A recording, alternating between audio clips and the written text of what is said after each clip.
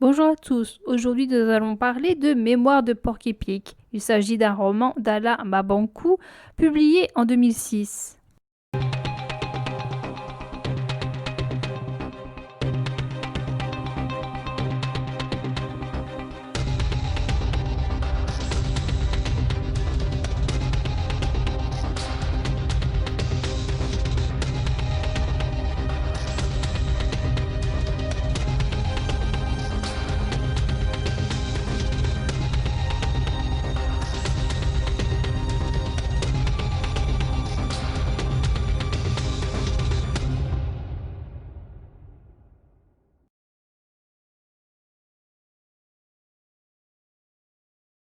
Le narrateur est un porc-épic de 42 ans qui raconte son histoire à un baobab.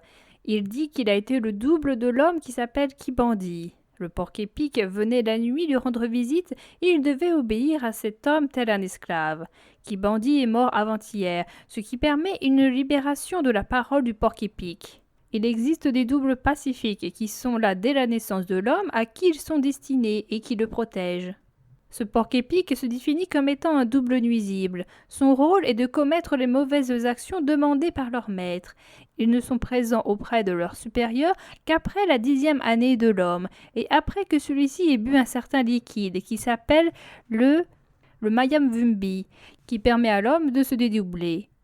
Le porc-épic assiste de loin à l'enterrement de Kibandi, qui est juste enterré et qui ne reçoit pas les rites habituels, car Kibandi n'était pas aimé dans le village à cause de ses mauvaises actions.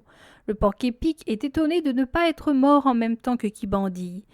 En s'en allant du village de son maître, le narrateur rencontre un baobab et il se met à lui raconter son histoire. Auparavant, il vivait dans une tribu de porc-épics et dont un vieux porc-épic en était le gouverneur. Le gouverneur avait une aversion envers les hommes. Il ne comprenait pas les allées et venues du narrateur entre sa tribu et la tribu des hommes. Le narrateur a été orphelin et il a été recueilli par le gouverneur. Ses parents étaient sûrement, comme lui, des doubles nuisibles. Quand Kibandi boit le fameux liquide, le narrateur a une envie irrépressible d'aller le rejoindre. Le porc-épic s'éloigne de sa tribu pour plus longtemps que d'habitude. Le gouverneur le croit mort ou le fait croire mort, ce qui provoque un déménagement de la tribu de porc-épic, comme à chaque fois que l'un d'entre eux meurt. Quand le narrateur revient 5 jours plus tard dans sa tribu, il ne retrouve plus les siens, ce qui provoque en lui de la peine. La fameuse nuit de l'absorption du liquide, le petit Kibandi a été entraîné dans la forêt par le double de son père, qui a forcé son fils à boire le liquide, ce qui a provoqué en Kibandi un dédoublement. Kibandi et le porc-épic se voient quelquefois. Plus le temps passe, plus le papa de Kibandi se comporte comme un rat, qui est le double animal du père de Kibandi. En parallèle, le village connaît une augmentation du nombre de morts que les villageois attribuent au père de Kibandi. Un jour, la nièce du papa de Kibandi meurt et la tante Etaloli accuse le père de Kibandi. Elle et 4 hommes de villages différents l'amènent à Lekana pour qu'il passe devant També et Souka, qui est le féticheur qui voit la vérité. També et Souka leur dit que cet homme n'est pas coupable. Comme la tante insiste, il leur fait passer le test du bracelet d'argent qu'il faut chercher dans une marmite remplie d'huile bouillante. Tous réussissent ce test. Le féticheur parle seul avec la tante. Il lui dit que le coupable est Nuyu Matete, le père de la jeune fille, dont le double nuisible est un crocodile. En réalité, le père de Kibandi est bien le coupable. Pour dissimuler sa culpabilité, il a introduit une noix de palme dans son rectum. També Isuka va à Mosaka 2 mois plus tard. Il reconnaît que le papa de Kibandi a tué 99 personnes. Il veut libérer le village de cet être maléfique. Plusieurs personnes tuent le rat, qui est le double du papa de Kibandi, et en même temps, le père de Kibandi est retrouvé mort. Maman Kibandi et Kibandi quittent le village pour aller à Sekepambe, où le porc-épic y est déjà. Kibandi travaille comme charpentier avec papa Mationgo. Grâce au breuvage, Kibandi arrive à lire la Bible alors qu'il est analphabète. Le porc-épic se rend compte qu'il arrive à lire également. La mère de Kibandi meurt d'une maladie du cœur, ce qui affecte Kibandi. Une nuit, un des Kibandi dit au porc-épic d'aller dans la demeure de papa Luboto, où vit la jeune Kiminu. Le porc-épic l'a fait mourir avec ses pics, car le père de cette fille se serait joué de Kibandi à propos d'une possibilité de mariage avec sa fille. Kibandi s'enfonce une noix de palme dans le rectum, ce qui sert à cacher sa culpabilité. Les villageois vont faire passer une épreuve dans laquelle le cadavre de la jeune fille qui est dans le cercueil va dénicher son meurtrier en faisant bouger son cercueil. Le cercueil ne va pas en direction de Kibandi. À la place, il tue Musarein et le vieux Mubungulu meurt. Pour la première fois, le porc-épic dit détester un homme. Il s'agit d'Amédée, un jeune homme qui a fait ses études en Europe, qui a beaucoup lu et qui a toutes les filles qu'il veut grâce à sa culture et qui est au surplus prétentieux. Après une altercation entre Kibandi et Amédée, Kibandi envoie le porc-épic tuer Amédée. Le narrateur tuera également entre autres Mudyongi, le tireur de vin de palme qui arnaquait Kibandi. Le porc-épic ressent pour la première fois de la culpabilité quand il tue un bébé appartenant à un homme qui s'appelle Yula, qui devait de l'argent à son maître. Le porc-épic a de moins en moins envie de tuer, et son maître le force de plus en plus. Son maître le force à tuer pour des raisons de moins en moins plausibles. Kibandi pense envoyer le porc-épic attaquer la famille Munjala, qui comporte 2 jumeaux, Koti et Koté. Ces 2 garçons disent à Kibandi qu'ils savent qu'il a mangé, c'est-à-dire tué un bébé. Une nuit, Kibandi et le porc-épic voient le bébé de Yula, qui était pourtant mort, et les 2 jumeaux. Ils abattent Kibandi et son double humain. Le bébé laisse le porc-épic s'enfuir. Le porc-épic a fini de raconter son histoire. Il raconte au baobab ses projets pour le futur.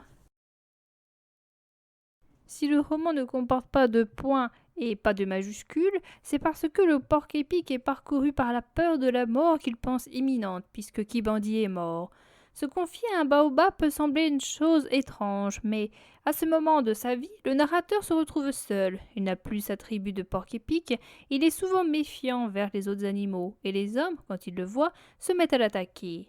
Dès qu'il voit ce baobab sur son chemin, il sent un lien entre lui et le baobab. Il ne considère pas cet arbre comme n'importe quel arbre. Il accorde à cet arbre un passé fantastique. Il décide de confier le récit de sa vie à cet arbre comme un accusé le ferait lors d'un procès, ou comme un homme proche de la mort pourrait le faire à un homme d'église. Une des raisons de la survie de narrateur est peut-être qu'il n'a finalement pas eu le choix de ses actions. Le porc-épic a eu cette mission de la part de ses parents qui eux aussi étaient des doubles maléfiques.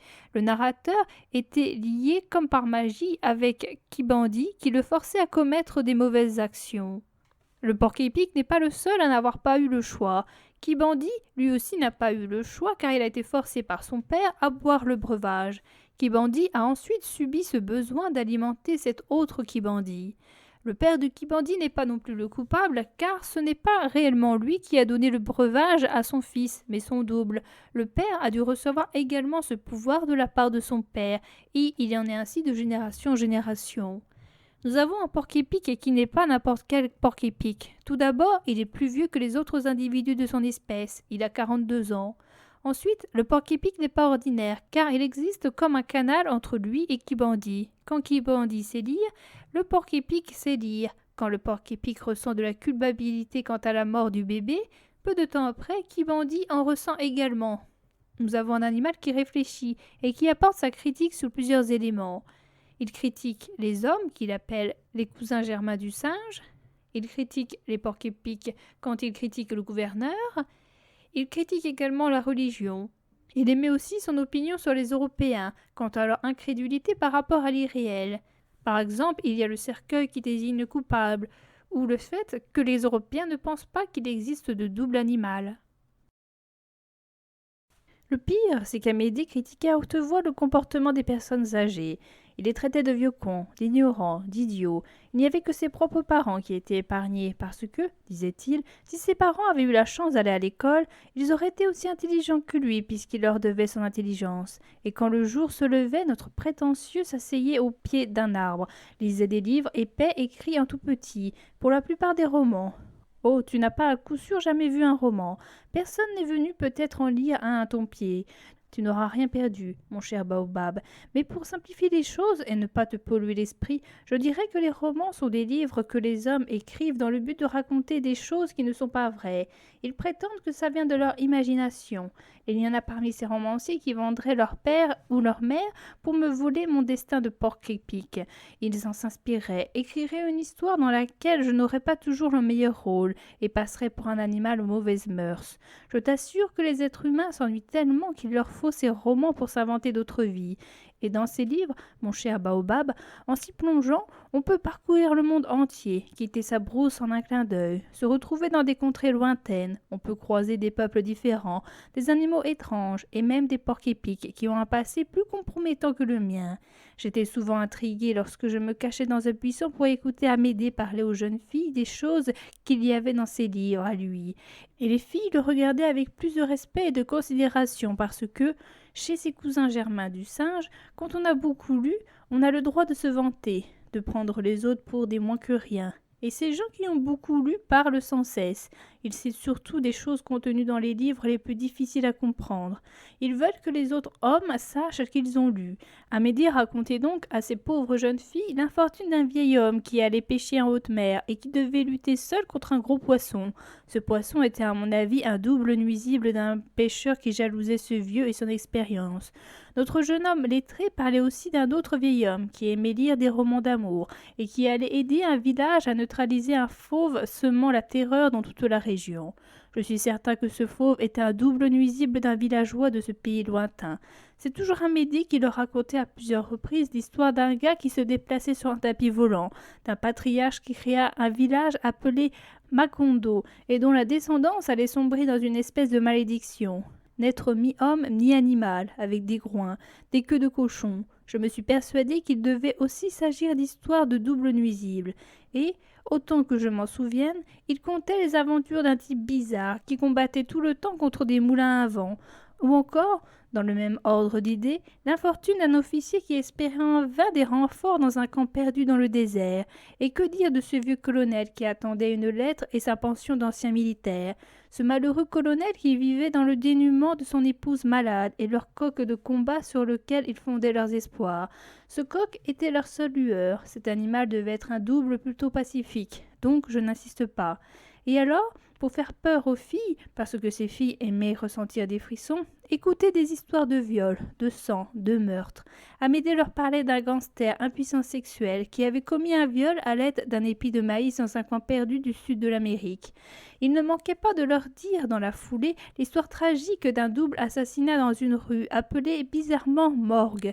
Et comme il s'agissait d'une femme étranglée, introduite de force dans une cheminée la tête en bas, les filles poussaient des cris d'horreur quand Amédée ajoutait que derrière le bâtiment où avait lieu ce drame, dans une petite cour, gisait un autre cadavre d'une vieille dame, la gorge coupée, la tête détachée, et certaines filles quittaient parfois l'assemblée et ne revenaient qu'après qu'Amédée avait délié le mystère de cet assassinat crapuleux en reprenant les analyses perspicaces de l'enquêteur. Mais en réalité, l'histoire qui donnait un vrai frisson à ces filles était celle d'une très belle femme que l'on appelait Alicia, et à certains égards, j'avais pensé qu'Amédée se payait la tête de mon maître Kipandi en parlant de celle-ci à mots couverts. Le jeune homme disait souvent « Après le monde d'Edgar Allan Poe, je vais vous emmener loin, en Uruguay, chez Horacio Quiroga ».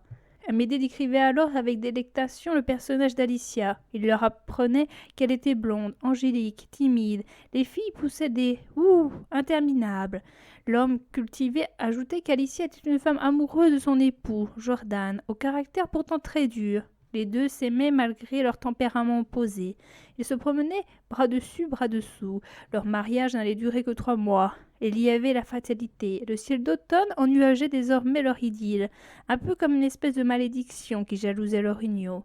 Tout cela se fragilisa encore plus à cause d'une petite grippe qui tirait en longueur.